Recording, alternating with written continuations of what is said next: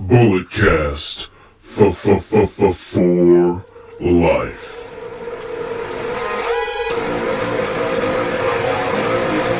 Get up, this is a revolution. This is our time to rise. Look deep within your mind, look deep into the hate in my eyes. We are the elite. Hello, ladies and gentlemen. You know the name, you know the voice, you know exactly why I'm here. Just in case if you don't, I'm a 25-year-old piece of gold, the messiah of the microphone messiah, the California classic, the Valkyrie king of the Great White North. Why? Because I'm Canada's favorite honorary son. Hey, it's the biggest week of the year. I know we talk about SummerSlam being the biggest party of the summer. WrestleMania is the biggest party of the year.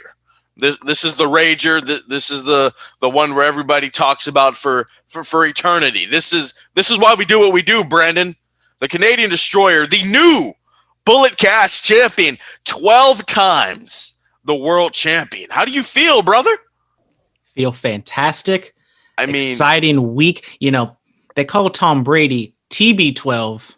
I guess you can just call me BT12. You know? Oh, I like that. We need to get that on a shirt ASAP. Which means I am putting off all title defenses until the shirt is made. Whoa, I don't know about all that. I don't know about all that. But, you know, I am the NXT guy, so I had to pull through. Only got one wrong. It was the Bronson Reed pick, but I was okay with that. As I said on the Instagram Live, which you guys definitely saw, I was okay with Bronson Reed or my boy Trevor Lee, a.k.a. Cameron Grimes winning. Cameron Grimes. That didn't happen. Bronson Reed, big, thick boy. Gonna be He facing is. off against Johnny Gargano tonight. We got an NXT TakeOver Night 1 and Night 2 all rolled into one. We're going to have a podcast later tonight, so 2 podcasts on Thursday. Absolutely. Go check out my recap of the Hall of Fame because I care about the men and women who laced up a pair of boots for our entertainment, god damn it. Yeah. Somebody watched it. Actually, not, man. It was really digestible. It was quick, man. Like, there were no inductors for the inductees. Like, the host said their little spiel about the inductee. They played a video package. They came out and talked for like 3 to 5 minutes, and it was on to the next person. And it wasn't that bad, man. You know, it was really smooth. You know, I quite enjoyed it. All right, but before we get into all the talks, we have to promote it. Got to keep going with it. HD for Life on teesprings.com. I thought they changed over to spring.com. I guess it's still just teesprings.com.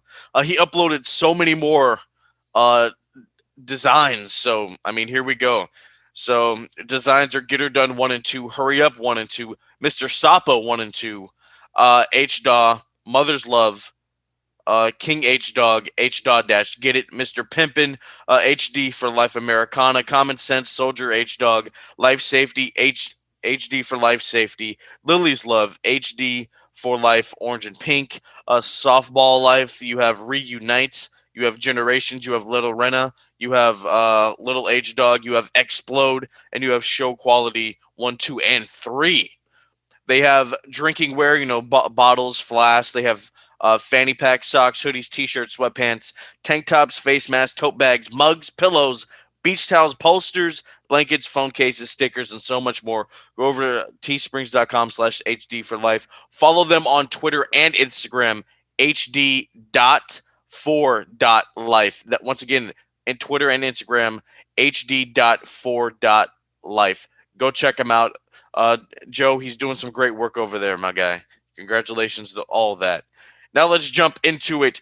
Le Champion, the Lionheart, the legendary Lionheart, Chris Jericho, the Painmaker, makes his return to WWE programming via the Cock this coming Sunday after Night 2 of WrestleMania. He is the latest guest on the Broken Skull Sessions with Stone Cold Steve Austin. Now, we talked about this a little bit on our Instagram Live when we were previewing TakeOver Stand and Deliver. Brandon, did you ever think you'd see Jericho back on TV this soon, especially while he's under contract with AEW? I did not expect it. I saw the little Twitter skull and had the Y2J song or countdown in the background. I was like, oh, they're just kind of trolling. They're doing like a Stone Cold marathon on the Cock. But no. It was not a troll. They were legit.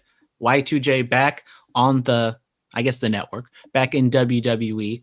And I mean, this is insane. I don't want to like overstate how crazy it is, but you know, Stone Cold asked Vince signed off on it, asked him again, signed off on it again.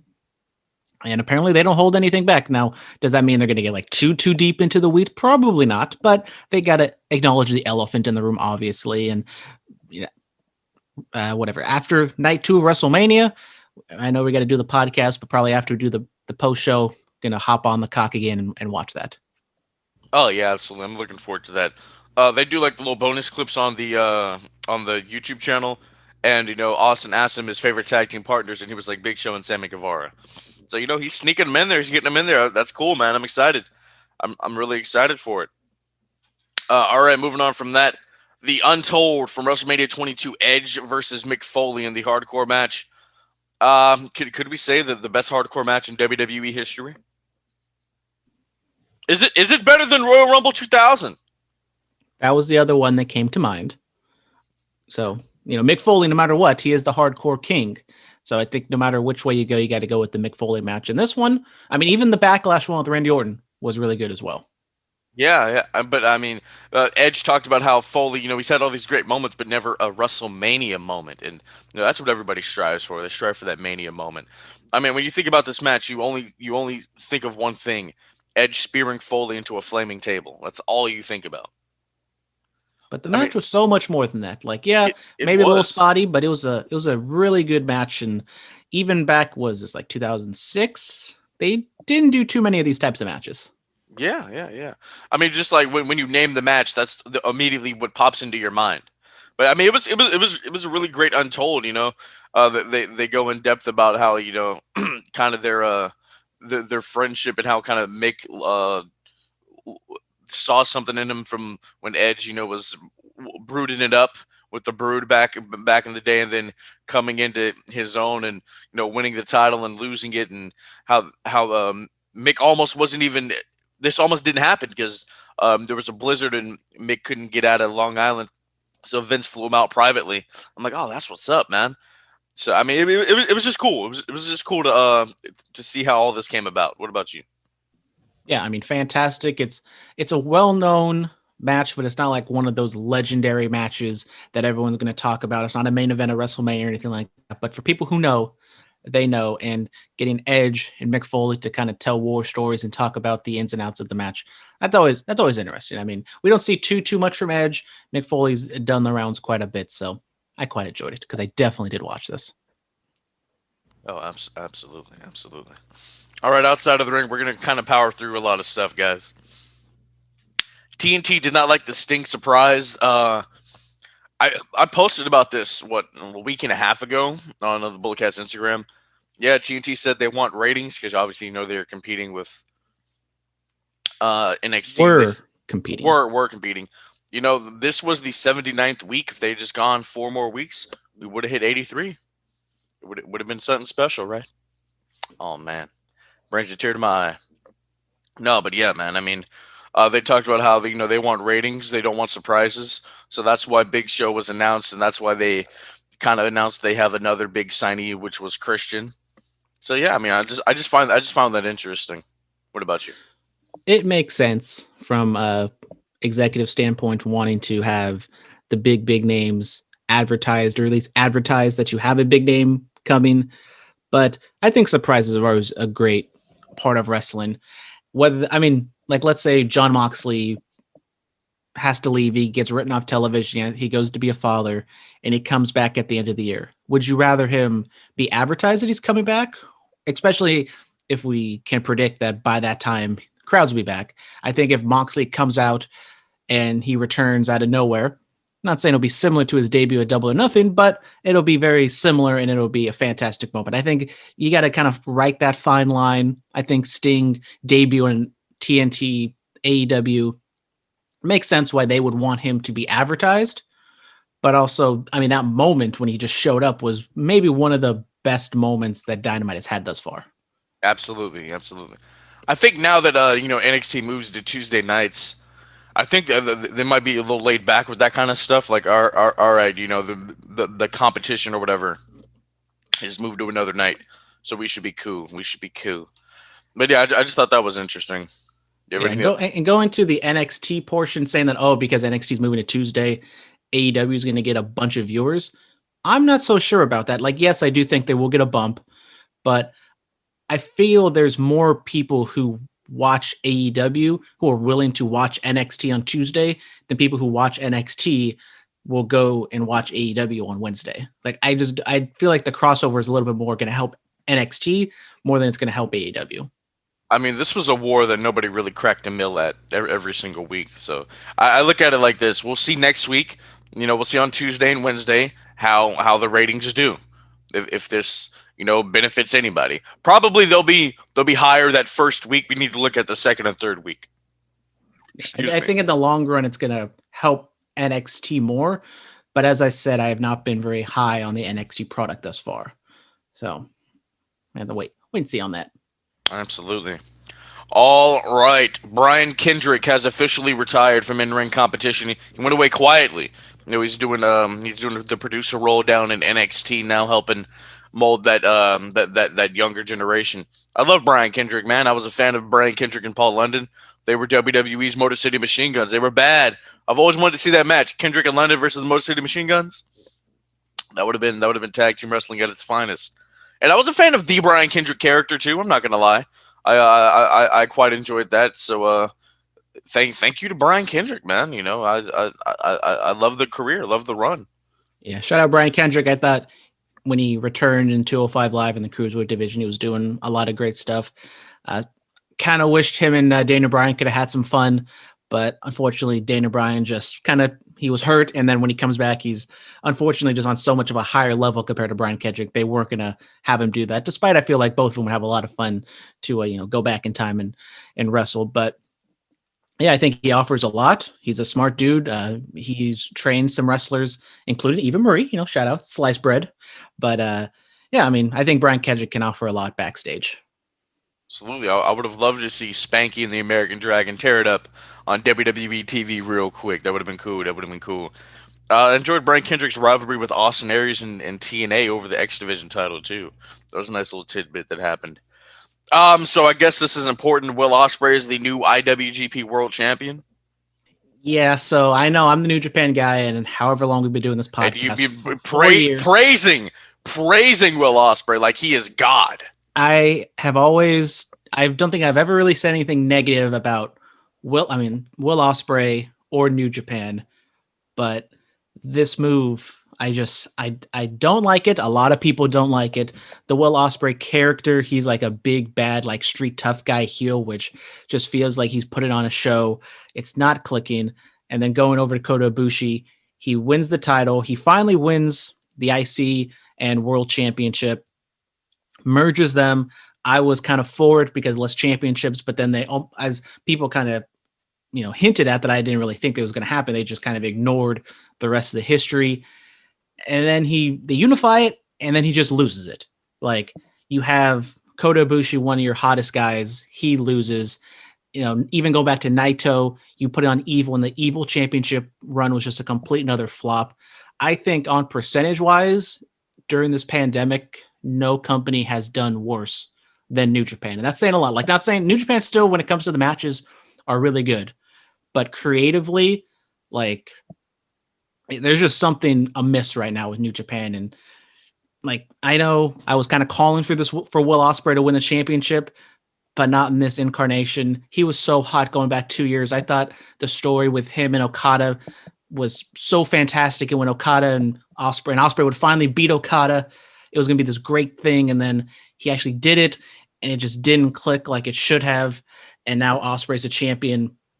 And going back to like the speaking out stuff where he wasn't like, alleged of doing anything to women, but he was alleged of covering up and helping his friends out who were doing things. Okay, I knew he was involved. I kept forgetting like what was his role in it. And he's like playing off of that. You also had the angle where they write off Bea Priestley. He gives her a cutter. Wait. He's playing off the speaking out movement? I mean, he's not explicitly playing off of it, but he's like leaning into all the haters, all the doubters, screw you guys. I'm going to do whatever I want, blah, blah, blah, blah, blah. And I think that's really turning so many people off right now. And I mean, I've been such a fan of Ospreay in the past, but now it's like, it sucks because they're finally like doing what I kind of wanted, a few years ago, but now it's just the way they're going about it. It sucks. And it's kind of sad to see because as long as I've been watching New Japan for like the past 6 years, they've been clicking and been the best thing going. And now, like, I know it's kind of a bit, but New Japan just, it ain't that hot right now. I told you, bro. Hey, man. Once the Elite left, it kind of went on a downpour. That Wrestle Kingdom from 2017 to what Wrestle Kingdom 2019. That's when they were hot. That's when they were like kind of quasi mainstream hot because of being the Elite and all that other stuff. I mean, they were hot, for the diehards when AJ was there with the Bullet Club. But hey, man, I'm telling you that Elite era, that Cody era, that Kenny era run, that was something special. Yeah, and they're just not creating like any new stars. They have Shingo Takagi, who I think is one of the best wrestlers, if not the best wrestler in the world right now. Hey, don't be saying who about Shingo Takagi. No. Shingo I was saying, bro. When's Ishii getting the title, bro? Like when is that happening? Dude? I know. I've been saying it for a long time, and I think that ship has sailed. Unfortunately, no. I love Ishii, bro. I love that dude. Come on, man. Like I don't say anything bad about him. I love him. He's short. He's stubby. He's a stone cold pit bull, and he'll get out there and he'll get the job done. Put the title on that dude. Let him beat the hell out of Ospreay and win the title, bro. I'll be happy. I'm all for it, but it's almost kind of like WWE where they have so many quote unquote pay-per-views that it's kind of diluting the product. You have Shingo, who is a first defense guy and he's going to lose, which sucks. And then you have Okada, who came out after the Ospreay win and he doesn't say anything. He just, looks at him and then just puts the microphone down. It's like, what is going on? Like, I know Okada's pointed at the sign. He pointed at the sign. He didn't point at the sign. There was no sign to point, but Okada, I don't know what. I know he's hurt and everything, but geez. Let's get into the pay-per-view. So Wrestle Kingdom, and then they had Duntaku? Duntaku's, I believe, is whatever. I mean, I can go through it, but they have. And then what about the other one starts with a D? Dominion. Dominion's their big show, and that's like June. Okay, so that, and then I know they have the G1, which isn't really a pay-per-view, but you know what I mean. And then they have the King of Pro Wrestling. So that's like 5. What? I'm trying to pull up the actual names, but there's just so much wrestling news that is just always diluted all the way in the back. They added a new championship. How do you feel about that? They have 2 openweight championships. The New Japan Strong title. There we go. So Wrestling Duntaku is the one that is coming up, and that's going to be Shingo and Will Ospreay. I thought that already happened. So what just happened? That was Sakura Genesis. Okay, so Wrestle Kingdom, Sakura Genesis, Duntaku, Dominion, G1, and then King of Pro Wrestling. That's 6. And then they have Wrestling Grand Slam, which is going to be a dome show. What? Okay, New so Japan 7 is not hot enough to have a dome show right now. Like, what is going on? That kind of devalues the dome too. Honestly, in my opinion, like it should only be once a year for the Kingdom. That's like, well, I mean, WWE they've been doing the Saudi shows, so that's kind of the equivalent of that in a way, I guess you could say, like mass May stadium 4th, shows on a Tuesday. So a Tuesday. No, that's Duntaku. Wait a minute, I'm confused now.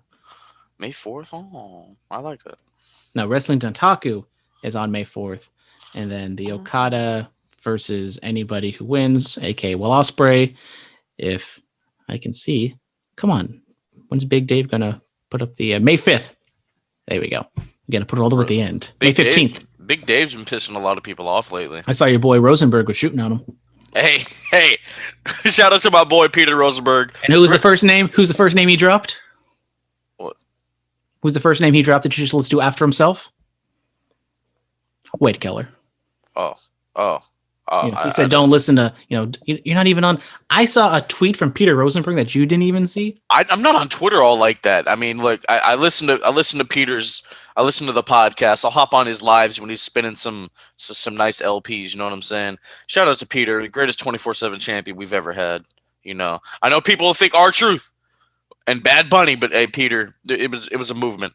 It was for the peckerheads. It was for us, the Cheap Heat universe. You know what I'm saying? We're gonna move on from all. What do you?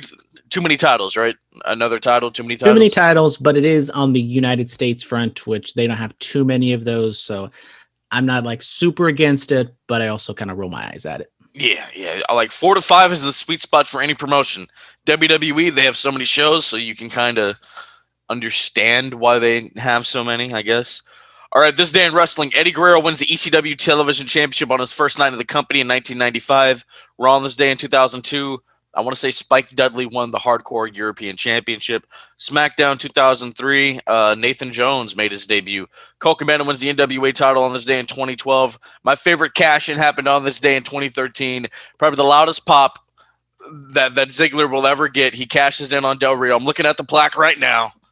Oh, man, what a special time. My heart, still to this day, probably my hardest mark-out moment, man. I jumped up off my couch. I pounded the floor. Started doing the yes chant. Yeah. I was marking out hard for my boy Ziggler. Oh, can we get back to that? That's all I want. That's all I want out of life. And then the Ultimate Warrior died on this day in 2014. Yeah. Thoughts about the things that happened on this day? You see clearly with a bitter face and a broken dream? No. A lot of stuff happened. We got a Raw after Mania, no Mania on this day, which we've seen a lot of like this day in wrestling history is like manias and going flashbacks and stuff. So, yeah. And I mean, Ultimate Warrior passing away. That was a Tuesday, the Tuesday after WrestleMania, which still crazy, but yeah.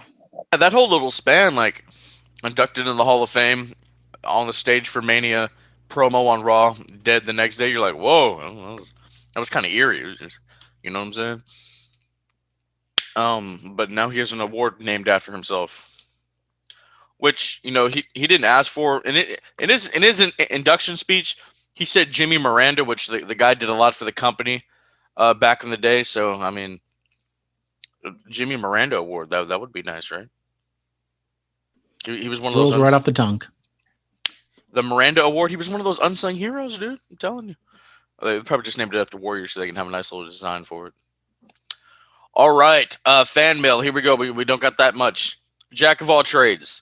Really enjoyed the Hall of Fame this year. It was very concise. Love JBL's speech the best. What was your favorite Hall of Fame speech? Well, Brandon didn't watch it. I watched the last 10 seconds of JBL's. JBL's was really good. I thought it was cool. Kane's was good. Bischoff's was cool. RVD, he looked genuinely like happy and thrilled to be inducted. You know, like the culmination of all his work paid off. That was cool. I enjoyed the Bellas. You know, Nikki gave a shout out to Big Match John. That was cool. You know, haters gonna hate, Bella's gonna ball. I think those couple. William Shatner's was like a minute 30. It was super quick. Not even that long. I mean, it was like 50 seconds. It was super quick. Same with Ozzy Osbourne. Yeah. So probably those. What did Ozzy Osbourne do? Was he like a guest host or something? No, he's in the celebrity wing. No, I know, but like, what did he do in WWE? He was at WrestleMania 2. He guest hosted a Raw, and he did some other things. Other things. Yeah. William Shatner, he guest hosted Raw. He threw Jerry Lawler out of a ring and did some other things. That's all it takes to get you in the celebrity wing. Yes. It's become such an international phenomenon. I guess it's all right. You know, Bullet. We should have a Hall of Fame, Brandon. Bullet Cash should have a Hall of Fame. I'll work on that. We'll have a physical one before the WWE Hall of Fame. I will work on that, man. You know, we'll get some plaques made. You know, you make two. One we keep for the physical Hall of Fame. The other one we give to the in-person who we're inducting. I like that. Mr. X might be the first inductee, right? Possibly. Hootie Who 420. Hootie Who. Mates, a very lackluster go home Raw to WrestleMania, bloody abysmal. I recapped it in the click right after Raw happened because I do that. Go check that out. You can hear all my full thoughts on Raw. I'm not even going to get into any of that stuff here. Speaking of Mr. X, here he is in Brightest Day X. Mr. X. There we go.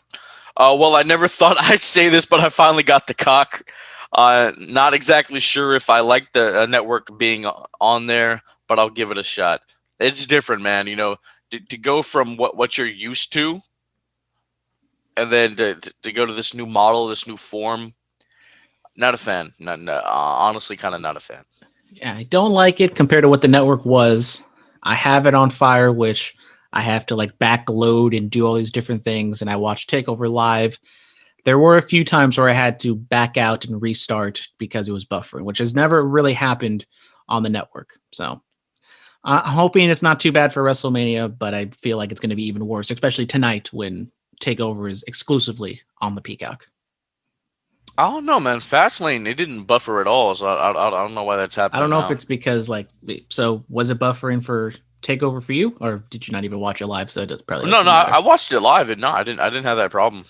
Yeah, so I don't know if it's because I got it on the Fire Stick and it's not the most. It's not that it's illegal, but it's not like an official app that I'm using. Don't know if that's the issue. We actually just talked about this. Do you think Ibushi should have had a longer run with the IWGP World Title before taking it away from him? Yes. Absolutely. And he's like, oh, I'm not gonna, believe in me, fans. I'm not gonna steer you wrong. He unifies the title. Title looks like trash. Everyone hates that they're just erasing history. And then what does he do? He loses on the first shot, and not even like in a dirty way. Just Ospreay beats him. Like, what the hell? I know. He said the title's trash.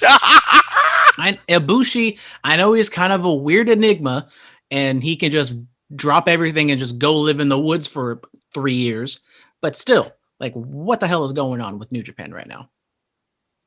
I don't know, but hey, that was hella funny. I'm sorry. I'm hyped up on an energy drink, and I'm on a coffee right now. So Energy, what'd you have? You had a rain? I had an orange sickle rain, which is straight fire. Orange. I'm drinking this candy apple crisp bang.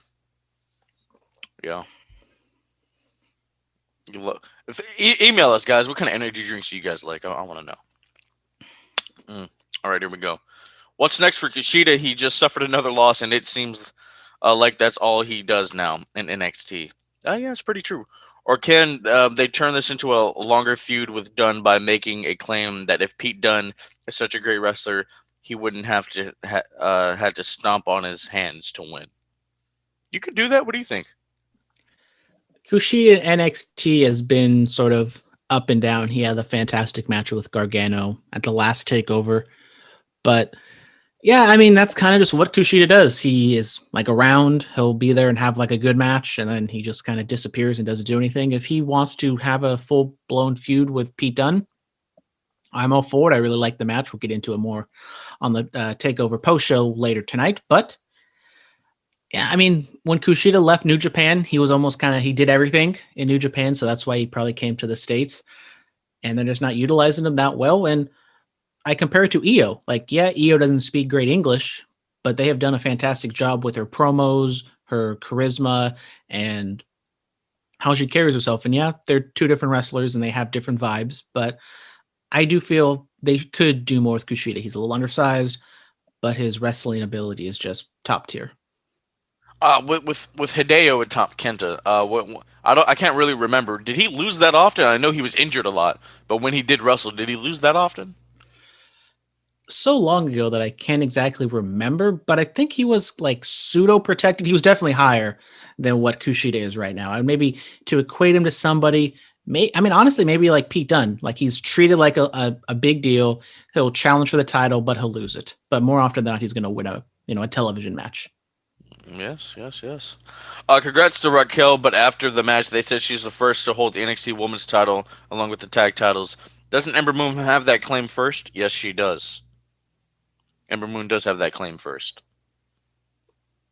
Yeah, when she said that, I was like, oh, they just made the tag titles. Well, obviously, she's the only one, but then no, they messed that one up too. Yeah.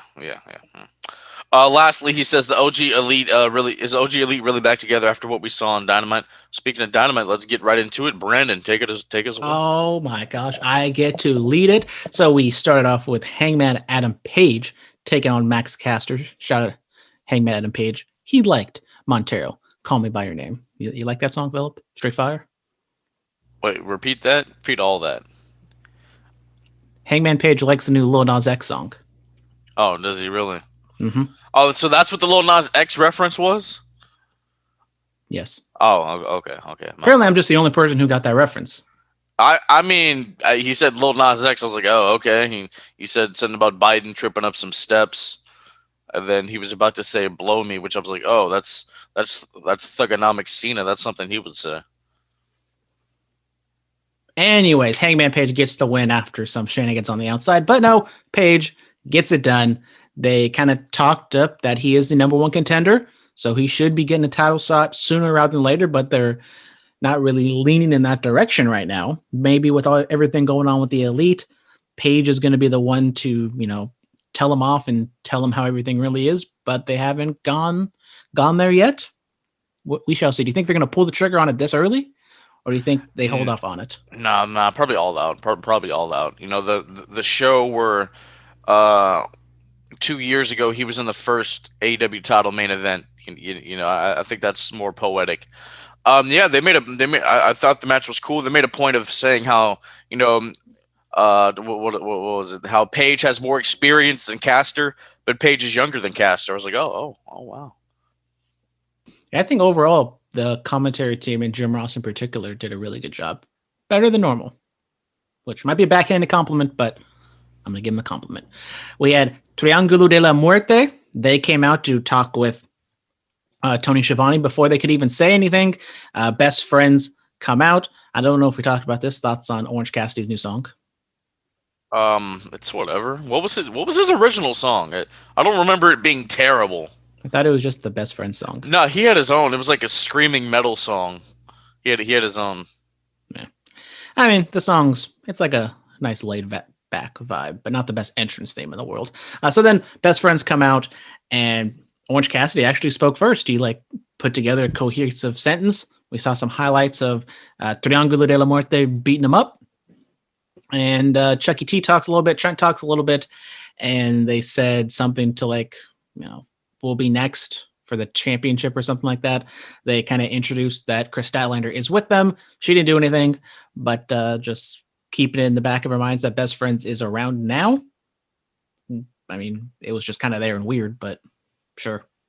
It was cool. It was quick. It happened. No Miro or Kip, and I love that. Not everyone needs to be on every show. Yeah. I love. That's why I loved it. The very beginning of Dynamite started with the Inner Circle showing up in 5, 6 different cars. They were all in their own blacked out, murdered out car, and the Inner Circle come out. After this, I think they did the entrance. And up to this point, it's like 20 minutes in, they didn't have a single commercial break. And then Jericho teases and throws to commercial. Come back from commercial, Chris Jericho cuts like 8 to 10 minutes straight promo, just him talking, going after MJF, get some shoot stuff in there, calling Max a mark, and he's going to call him a mark. Now it's called a Max from now on. He, has so many jabs and so many little references thrown in there. And Phillip, I thought this was absolute straight fire. You already know I love it. I love it. Chris is the man. We haven't heard a babyface promo from Chris since his WWE run. Could we say? Yeah, possibly. This was great, man. I loved it. Jericho on a mic for 8 to 10 minutes. It's gonna be good, no matter what. Whether he's a heel, whether he's a baby, whether he's a tweener, whatever. I absolutely loved it, man. I thought it was great. And yeah, we're gonna be officially getting Blood and Guts May 5th. So not a Double or Nothing, but it's going to be its own Dynamite special, which is what the original one's supposed to be, but it just never came to fruition, unfortunately. Hey, that's cool. I'm with it. Inner Circle back in black. Yeah, I mean, I loved it. Jericho had some shoot references, but I didn't think it went too far where it kind of took away from the promo and just the intensity. And by the end of it, I thought it was maybe running a little bit too long, but then he kind of capped it off just so perfectly that, yeah, as you said, we haven't really heard a babyface Jericho in years. Like, he was the Painmaker in New Japan. He came in really as a heel in AEW. So it's been a while since we've seen this, and it was, really refreshing. I think with Jericho's, up there in age, he's a legacy star, shouldn't be doing too much. This is the perfect spot for him. And he got a little bit of a beard now, a little bit of an edge. Yes. Not to be confused with Adam Copeland, but a little bit of an edge. Yes, we get another Team Taz promo. They kind of, have a little bit of dissension, and they want Christian Cage. So maybe this is how Cage gets, Cage and Cage. It can be very confusing. Maybe this is how we get Christian kind of derailed from his title aspirations.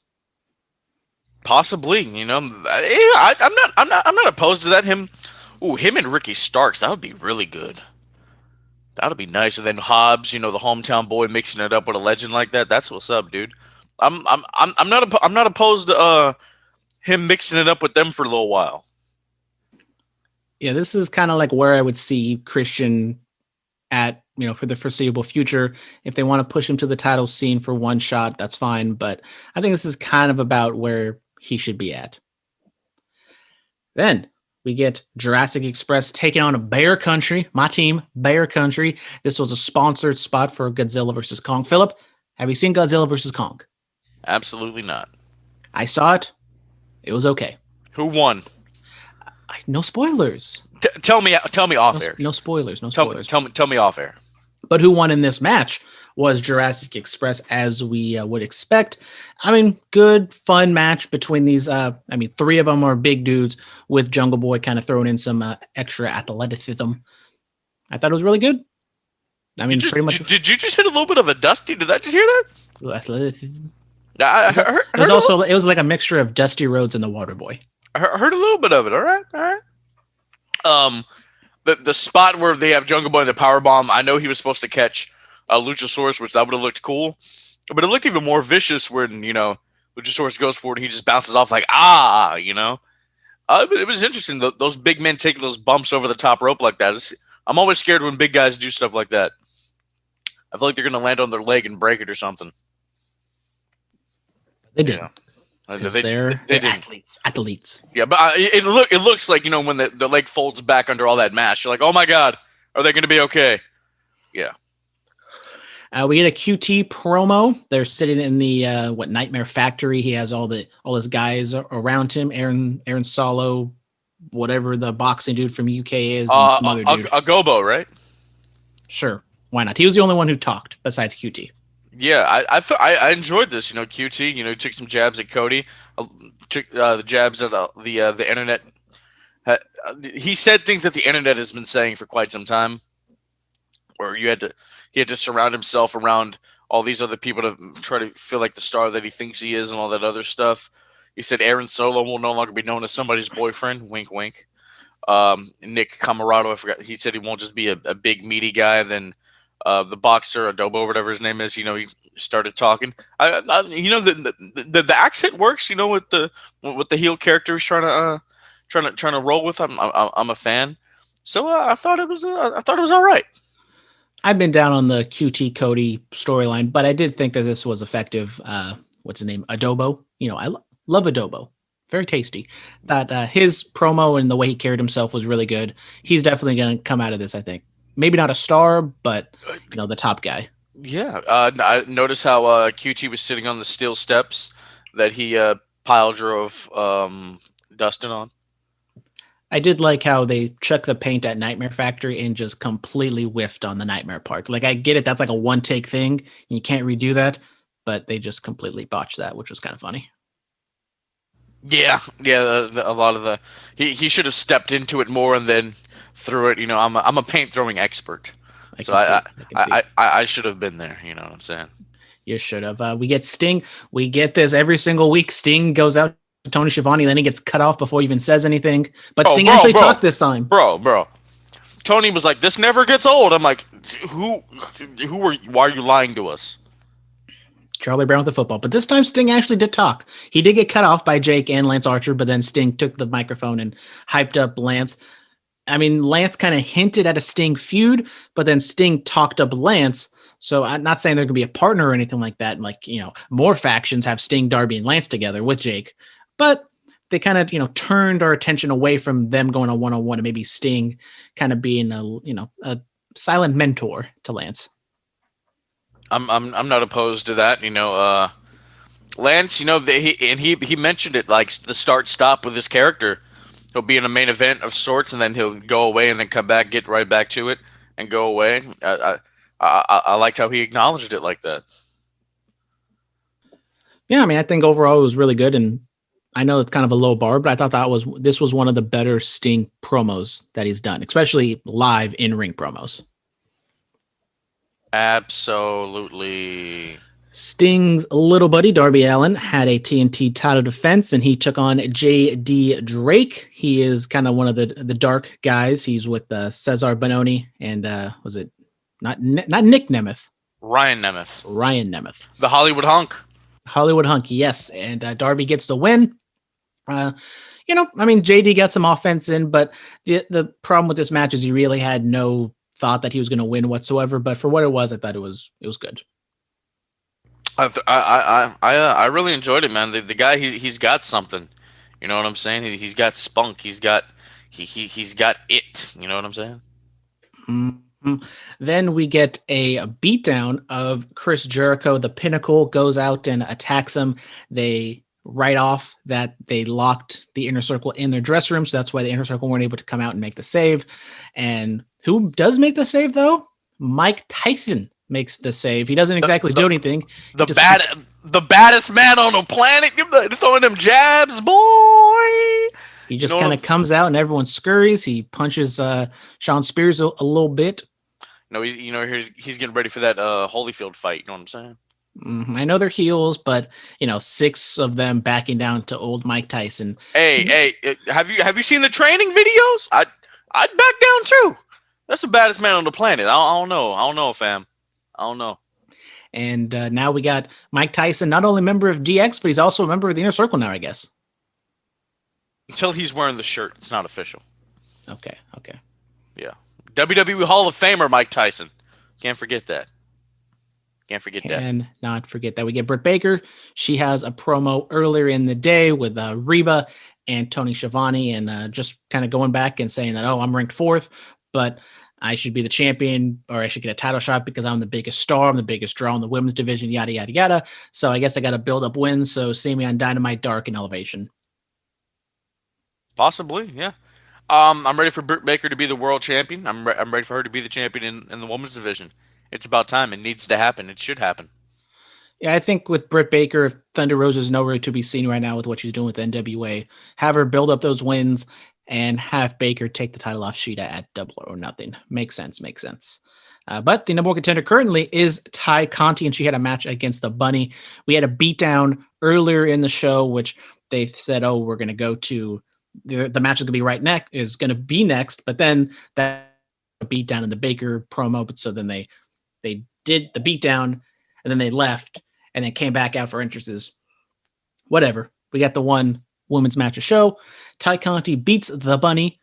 The match was okay. Nobody got hurt. That's all we can ask for. Conti and Shida are still friends. Shida came out to kind of help her kind of stave off the Matt Hardy brand. So I'm not saying they're going to fight and, not be friends, because this isn't WWE. Not all women are catty and can't get along with each other. Shida quasi member of the Dark Order? I guess so. I guess. I mean, the match was fine. Nobody got hurt. That's all we can ask for. You know what I'm saying? Nothing really happened. So. Then in the main event, we had Kenny Omega with the Good Brothers take on Jon Moxley and the Young Bucks. We've been anticipating this match for a long, long time. The Young Bucks, Matt in particular, was hesitant to fight Kenny. They did fight a little bit. They wrestled, yada, yada, yada, go all the way to the end. And they set up a BTE trigger. Matt couldn't do it. And then they super kicked Moxley because Mox was getting angry. And so now the Elite is back together again. Woohoo! He hit 2 paradigm shifts and was going to choke him out. Then he got super kicked. Yes. So we finally get the Young Bucks and Kenny Omega back together again. Phillip, I got some thoughts, but what are your thoughts on it? They still kind of look reluctant to do it, I think. I mean, I don't think they're like really heel. You know what I'm saying? I think they're still faces. They're just trying to, get along with their buddy who they've known for what, 10 years or whatnot. So that's my take on it. I've been very vocal on the Young Bucks storyline pretty much, almost the entirety of their run in AEW being a mess. Like, I know they had the fantastic match with FTR, but especially this storyline with Kenny, where when the Good Brothers first came out, they joined them, but then they didn't join them. And then they hate Kenny, but yet they, don't hate Kenny. And then now they come back and they wrestle him and they put some moves on him. But then now at the end of the day, they join him up. This has just been a mess with the Young Bucks. Like, they're Like, they are one of the best wrestlers in the world. Yeah, the character and promos aren't the best. And I thought it was just straightforward. Either have them be kind of the baby faces or make them be the PWG ultra heels that they were. Now, hopefully, just wipe the slate clean. I know you can't exactly do that, but just wipe it clean. Have them just go all heel with the Elite. I know it kind of muddies the water with the Good Brothers and the Young Bucks both being tag teams, but like the way they portray the Young Bucks in this story in particular have just been like so terrible. They're going back and forth. They kind of, I mean, it's such bad storytelling, and I don't know who to blame, but it's not good. It's not good. Blame everybody involved. Everybody has creative control.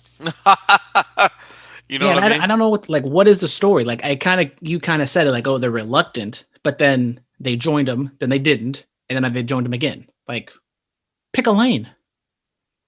I think they were just they were wrestling with it in their mind. They couldn't super kick the thought of no longer being friends with Kenny Omega. So they they decided to join him in the end. And it's one thing if like Kenny wasn't super over the top, but like he is, and he kept going after the Young Bucks and he was calling them names. And so the Young Bucks are just going to take all that, Don Callis and Kenny, making fun of them and doing all these things to them, but yet they're going to just accept it and then join them. Like, it's kind of like Seth Rollins back in the Authority days. Like, oh, you guys don't like me, but can you accept me because nobody else likes me? Blah, blah, blah. It's like, what the hell? Like, I know they're supposed to be heels and they're supposed to be wimps, but I think that's supposed to be a moment that we were supposed to care about as fans, and I didn't. It didn't really do anything for me. Yeah, I was just like, oh, okay, this is where we're going. We'll see next week, which actually that episode's being taped tonight. So we'll see how the story progresses next week. So that'll do it for AEW, Phillip. It's time. It is time. It is time for the granddaddy of them all. It is time for WrestleMania. Let me switch over here. Switch over screens. Gotta switch over screens. Brandon, are you ready? The Bullet Cast Championship is on the line tonight. It is also on the line for nights 1 and 2 of WrestleMania. So the first match, here we go. It will be Lana and Naomi versus Dana Brooke and Mandy Rose versus the Riot Squad, Liv Morgan and Ruby Riott, versus Tamina and Natalya, and apparently versus Billie Kay and Carmella in a tag team turmoil match. Winner faces Jackson Baszler at night 2. Who do you got? I'm going Lana and Naomi. Hopefully this match is not the first one of the show, because I feel with WrestleMania being the first time with crowds, the first match of the show should be like a big match. Now we can talk about that after we do the full preview of night 1, but I mean, Tamina, she is on fire. She, for better or for worse, she's been getting pins on Bianca Belair and Sasha Banks. But I think I'm going to agree with you. Lana and Naomi, it's really the only storyline going in the tag team women's division. So just have them win. Don't know. I mean, it's a turmoil match. Does that like run the gauntlet, or does that like first fall wins? I forget. Turmoil, I think it's elimination style, I believe. Great. So we're going to get like 20 minutes. Or even worse, maybe get 10 minutes of it. It's just like, 5 2-minute matches. I have no idea. I have no idea. Next up, we have Cesaro versus Seth Rollins. I think this is Cesaro's first one-on-one match at WrestleMania. So I'm thinking about it, my guy. I may have to go Cesaro, dude. They've been building up the swing. Cesaro and Rollins, he keeps swinging them. I think we're going to get a record. Is that 100 swings? Maybe. Excited to see what they do in this match. There's a lot of matches on this card where pretty much all the matches on this card. The build hasn't been very good, but the match should be decent. And I got some high expectations for this one. With Roman being the champion, I don't want to, show my hand on who I have winning, but they've been steadily building Cesaro. Yes, Seth just came back, but I feel like almost maybe they're going to give Cesaro like the swing spot, but then in the end, Rollins wins. So you're going Rollins? Screw it. I'm gonna go Rollins. All right, he picked Seth. All right, next up we have Braun Strowman versus Shane McMahon in a steel cage match. Now, I feel like Shane will win only because Braun will get so mad that he'll like push him off of the cage, and Shane will go through like a table and then technically win. You see what I'm saying? Which was not like the exact same spot they did with Braun and the Big Show or something. No. I think he do that with Kevin Owens. Or no, I mean I think they speared each other through the cage or something like that. Yeah, I am a little hesitant that Shane could win yeah. by some like stupid shenanigans because that's what happened in that Miz match. Shane, like the Miz grabbed his shirt and Shane, he probably hated it, but we saw his bare chest and his stomach and he won. But I'm going to go with what they should do. Don't drag this feud out any longer, please. I can only take so much and just give Braun Strowman the win. Just kill Shane McMahon. You're good.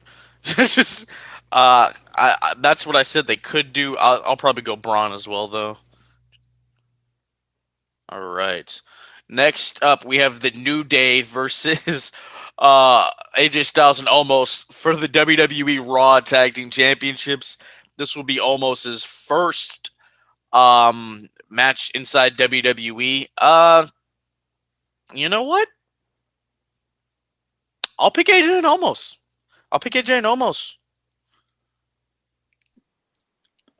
I'm going to fade you. I'm going to go with the New Day. They haven't explicitly told the breakup story of AJ and Omos, but I could see them going in that direction. So I'm going to go with the New Day.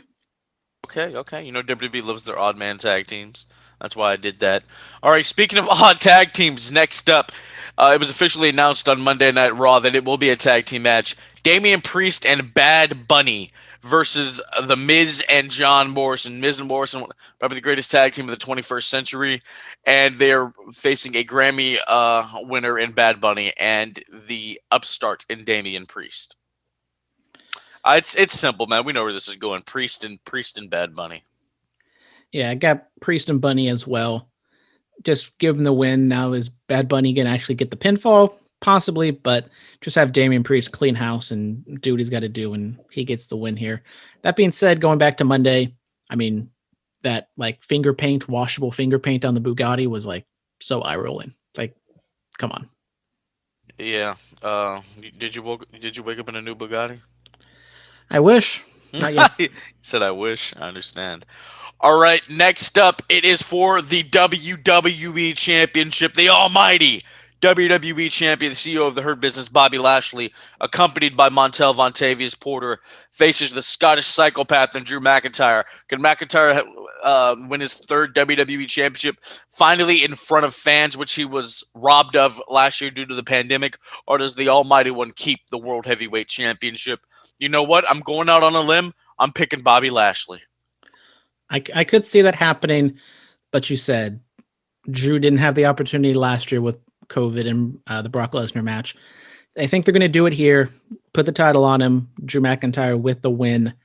And they were kind of, I don't know if it's a heavy-handed, but they did say this was the main event multiple times on Raw. So I know you have the women's match as the last one in previews, but I think this is the last match on the show.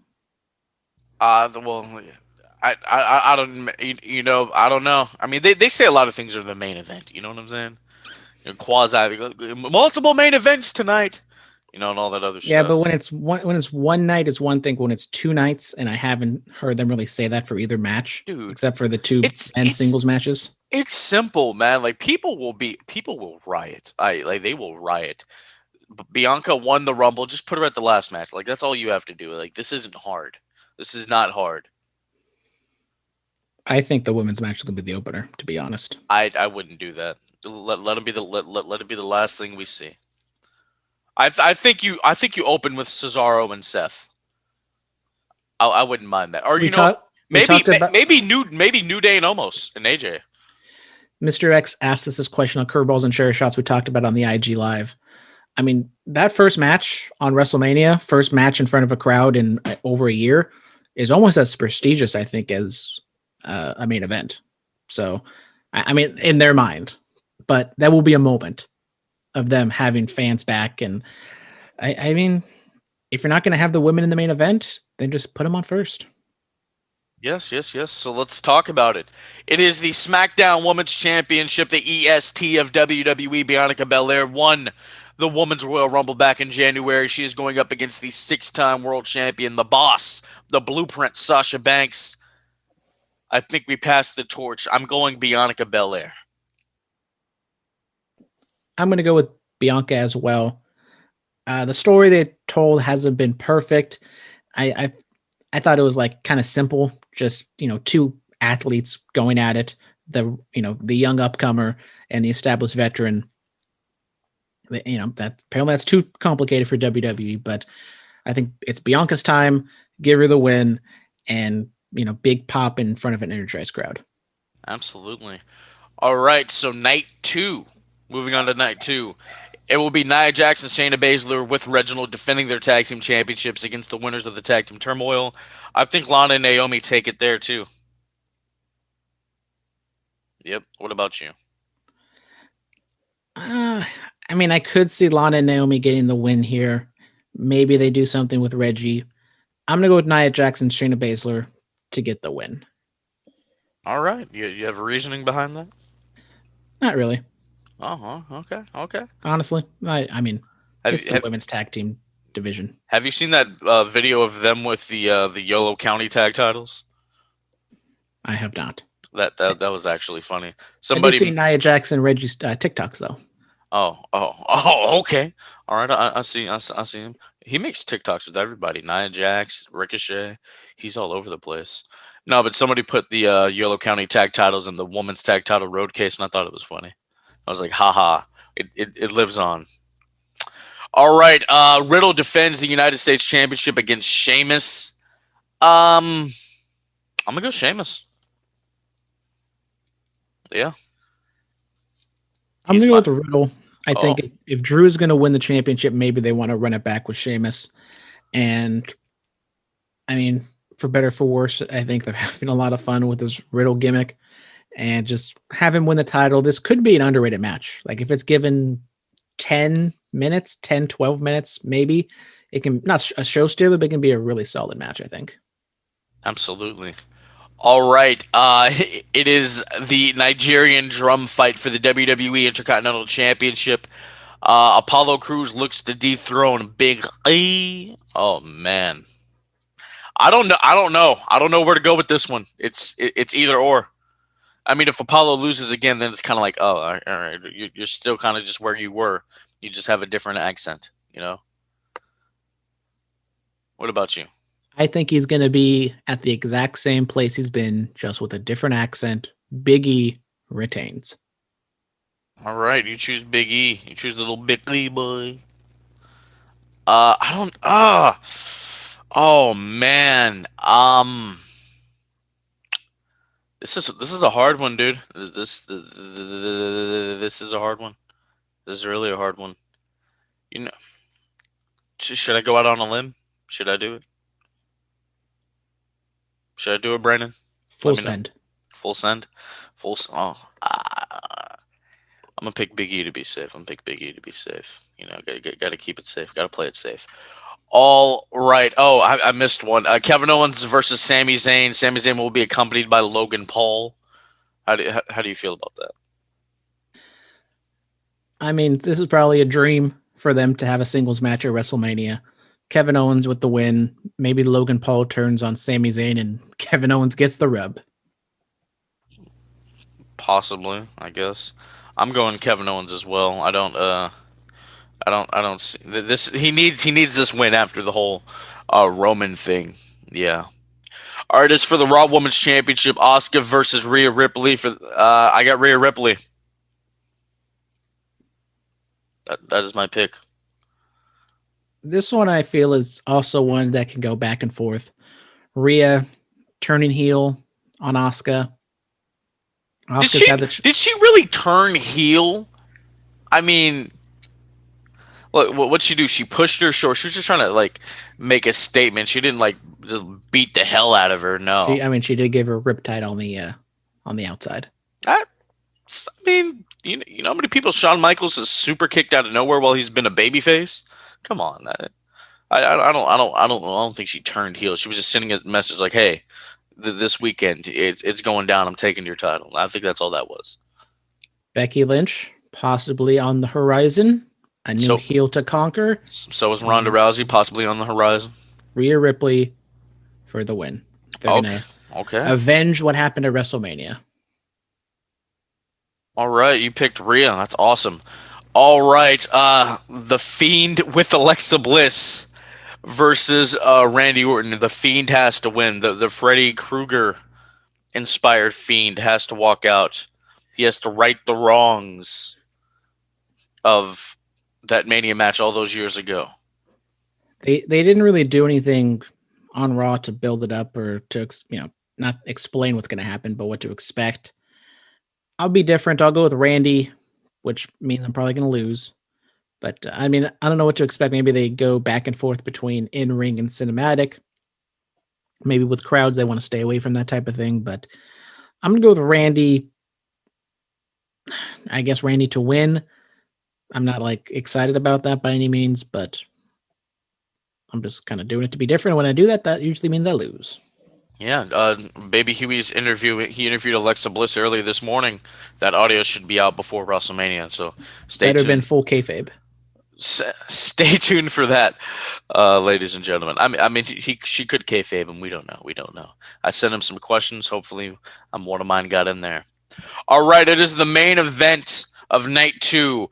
Roman Reigns, the current reigning defending Universal Champion, along with Paul Heyman, the Tribal Chief, the head of the table, is going up against the Rated R superstar, the WWE Hall of Famer, the winner of the Men's 2021 Royal Rumble, Edge, and the real ultimate opportunist, the sneaky devil that is Daniel Bryan. Is going to be a triple threat match. Oh man, uh, you know, I I'll go Edge. I'll go Edge. Yeah. I know Vince doesn't like having heels win at the end of WrestleMania. It normally never happens. I mean, when is the last time that's happened? WrestleMania 2000? Like, Oh, I was just thinking that. Yeah. No. I mean, Jericho at 26. Well, that wasn't the end of WrestleMania, but I mean, for like the big title match. Um. every Yeah. time every time Roman won. I mean, I guess you can count that. I mean, he was a good guy though. He wasn't a bad guy. Now he's a bad guy. I'm gonna go with Roman to get the win. I mean, I think if they're gonna put the title on Edge, they would have kept track one-on-one, have Edge be the babyface. But with Daniel Bryan being added, This is the way to get it on Edge without having Roman take the pinfall. that is. But Roman has been doing such great work that if he's gonna lose the title, I want someone to beat him for it. Now, who is that? Is that Big E, Kevin Owens, The Rock? I don't know. I don't know. I don't know. I don't know. We should, you know. Oh my God. You already said Edge. You can't go back on it. What do you mean? This is my show. I can do whatever I want. What do you mean? How dare you say that to me? How dare you? Be confident in your pick. How dare you? How dare you say that to me? Um. All right. Well, let's go into the Superstar Spotlight. I'll give it once we do the recaps of either tonight's Takeover or WrestleMania this weekend. Brandon did both the promo and match picks of the week. Take it away. I did do the match and the promo pick, and it's a 2-for-1. We're going to go to March 5th, 2012, where The Rock and John Cena have a war of words. And then we're also going to have the match pick B from that same year, WrestleMania 28, Cena and The Rock. I mean, a year build, it was kind of up and down, but when Cena and The Rock were just in the ring, face to face, both talking trash, I thought it was some of the best stuff that WWE has put on in a while. The Rock able to, go barb, or John Cena going barb for barb with The Rock and even kind of outdueling The Rock at times. And then the match at WrestleMania, athletically, spot wise, it's not that great of a match. Let's be honest. I watched it back, and it's Hulk Hogan, Andre the Giant, then turns that into The Rock versus Hogan, and then The Rock turns that into him versus Cena. Like, it's just The Rock learned everything from Hogan in this match. Didn't do too much, but the crowd is in the palm of his hands, and that's really what carries this match and what makes it so great, is because the crowd. Absolutely. I've always said that the second match was better. Yeah, man, I remember this fondly. I thoroughly enjoyed this WrestleMania match. Cena, he kind of lost his way for a little bit until he beats Lesnar at Extreme Rules, which that still shouldn't have happened. But yeah, I looked in the archive. I'm surprised we've never picked this at all in the history of the show. I was actually shocked. I thought for sure we had done it at least one point in time. Well, there you go. Now it's been done. All right, ladies and gentlemen, big takeover podcast tonight. We're talking WrestleMania Saturday and Sunday night. Friday night, we'll be talking AEW and SmackDown in the Click. A lot of podcasts this week. Yes. Follow us on Twitter at Bulletcast, Instagram The Bulletcast, YouTube channel The Bulletcast, email is Bulletcast2 as in the number 2 sweet SWET at gmail.com. 107.104.7 FM KAPU in Watsonville every Friday night from 11 p.m. to midnight. iTunes, Stitcher, TuneIn, iHeartRadio, Anchor, Spotify, Patreon. We're all over the damn place. Stay clean, stay strong, stay safe, stay quarantined. Diamonds are forever. So is the microphone Messiah.